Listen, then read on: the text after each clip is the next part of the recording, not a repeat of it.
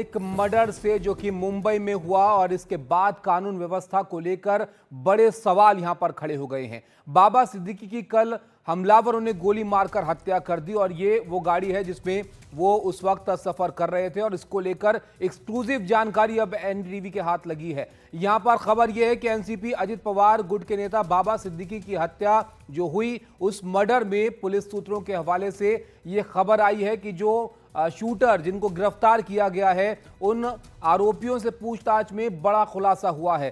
पूछताछ में आरोपियों ने यहां पर कहा कि वो लॉरेंस बिश्नोई गैंग से हैं और 25 से 30 दिनों से वो इस इलाके की रैकी कर रहे थे जहां पर इस वारदात को उन्होंने अंजाम दिया है। तीनों आरोपी ऑटो से यहां पर पहुंचे थे बांद्रा में, जहां पर शूटिंग स्पॉट था, जिस पर पहुंचकर उन्होंने निशाना बनाया बाबा सिद्दीकी को और शूटिंग स्पॉट पर कुछ देर आरोपियों ने इंतजार भी किया उनके वहां से गुजरने का। यानी रैकी पूरी तरह की गई थी और इस बात का उनको अंदाजा था कि वहां से उनको गुजरना है। पुलिस को शक है कि आरोपियों को कोई अंदर से जानकारी दे रहा था इस बारे में। गिरफ्तार आरोपी करनैल सिंह हरियाणा का रहने वाला है और जो दूसरा आरोपी है धर्मराज कश्यप वो यूपी का रहने वाला है। तो यहां पर एक्सक्लूसिव जानकारी इन आरोपियों से पूछताछ में यह सामने आई है कि 25 से 30 दिनों से ये रैकी कर रहे थे इस इलाके की और लॉरेंस बिश्नोई गैंग से ये जो दोनों शूटर्स हैं इनका संपर्क यहां पर हो सकता है, कनेक्शन यहां पर हो सकता है।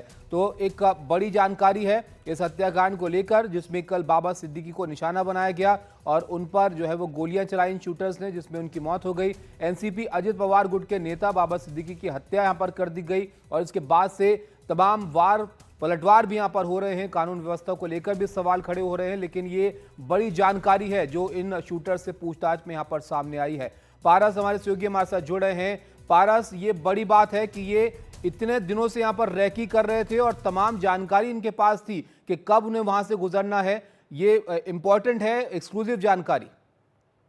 जी बिल्कुल, ये बहुत महत्वपूर्ण है क्योंकि जिस तरीके से इन तीनों शूटर्स ने बाबा सिद्दीकी की हत्या करने के लिए तो प्लानिंग की थी, उसकी बात अब सामने आई है क्योंकि 20 से 25 दिन से लगातार ये बांद्रा के उस इलाके में रेकी कर रहे थे जहां पर जीशान सिद्दीकी जो कि बाबा सिद्दीकी के बेटे हैं वहां पर वो रेकी कर रहे थे और सारे जब ये हत्या की गई उससे थोड़े समय पहले वे वहां रिक्शा से पहुंचते हैं, वहां पे थोड़ी देर इंतजार करते हैं और फिर जैसे ही बाबा सिद्दीकी वहां पहुंचते हैं वहीं गाड़ी पर ये हमला कर देते हैं। क्राइम ब्रांच को ये भी शक है इस पूरे मामले में कि कोई और भी व्यक्ति इसमें इन्वॉल्व है क्योंकि पल पल की खबरें जो है वो इन शूटर्स तक पहुंचाई जा रही थी जिसकी वजह से उनको पूर्ण तरीके से ये पता था कि बाबा सिद्दीकी जो है वो कितने बजे तक जीशान सिद्दीकी के ऑफिस पर पहुंचते हैं और उनकी दिनचर्या क्या है। तो ये बहुत बड़ी बात है जो कि सामने आई है मामले में। ये बात की भी जो दोनों शूटर्स गिरफ्तार हुए हैं उन्होंने दावा किया है कि वो लॉरेंस बिश्नोई गैंग के लिए काम करते हैं। ऐसे में इस बात को अभी वेरीफाई किया जा रहा है।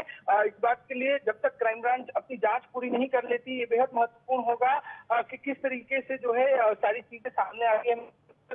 सबसे पूर्ण जो एक्सक्लूसिव जानकारी टीम को मिली है कि इस पूरे मामले में जो है वो दोनों शूटर्स ने दावा किया है कि वे जो है लॉरेंस बिश्नोई के लिए काम करते हैं और तीनों ही जो शूटर्स थे वो बांद्रा ईस्ट में उतरते हैं, वहां से रिक्शा लेते हैं और रिक्शा से उस जगह पर जाते हैं जहां पर शूटिंग हुई थी, जहां पर बाबा सिद्दीकी की हत्या की गई थी। उस 20 से 25 दिन पहले से ही ये लोग लगातार उस एरिया की रेकी कर रहे थे जहां पे बाबा सिद्दीकी की हत्या कर दी गई। बहुत सारे सवाल हैं जिसको सुलझाना बेहद ज्यादा जरूरी है इस मामले में, मगर जो प्राथमिक जानकारी मिली थी वो ये थी कि 5 गोलियां जो है वो बाबा सिद्दीकी को लगी थी, जिसमें एक पेट में लगी थी और बाकी जो 3 गोलियां थी और 4 गोलियां थी वो सीने के नीचे लगी थी। वो बेहद ही क्रिटिकल थे। 9:30 बजे के आसपास ये पूरी जो वारदात है उसको अंजाम दिया गया। उसके बाद तुरंत ही लीलावती अस्पताल में बाबा सिद्दीकी को दाखिल कराया गया, उनका इलाज कराया गया जा रहा था, मगर डॉक्टर्स के अनुसार जैसे ही उनको